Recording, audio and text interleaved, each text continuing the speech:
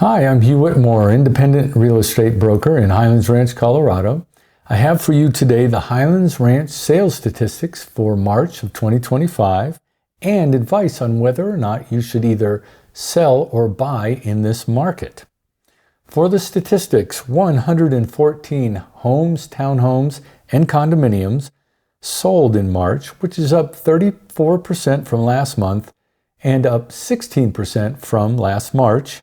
So the market is showing some life. Of these 114 sales, 33% were above asking price, 23% were at asking price, and 44% were below asking price. Two things about these numbers are objectively true. First, the spring buying season is starting, so buying interest is picking up, and as always, Highlands Ranch remains a desirable place to live. But what else can be read into these numbers from recent patterns?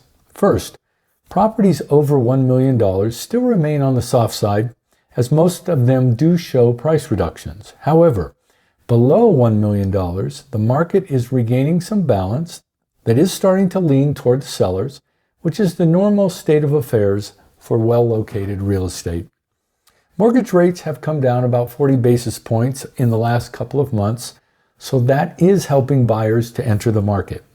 So the question always is, should you buy or sell a home in this market?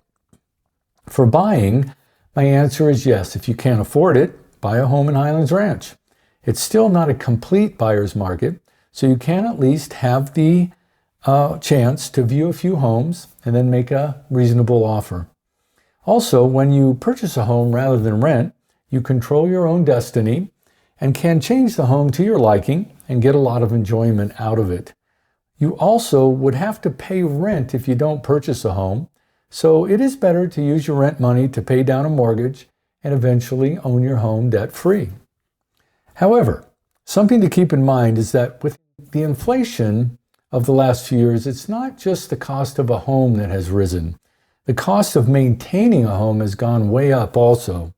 So my opinion now is that if you plan to buy a home, you should have a good job that has a path over time to greater earnings, and you should have enough extra money after your mortgage, taxes, insurance, and utilities to save at least a few $100s a month so that you can protect yourself from the repairs that come along with an aging home.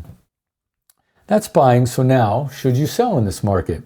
The decision to sell is often taken out of people's hands because of a job transfer or personal situation. So, as I said, the market is picking up a bit, so at least you'll be able to sell your home rather than it languishing on the market for months and months. But if your value is over $1 million, you may need to compromise on price somewhat.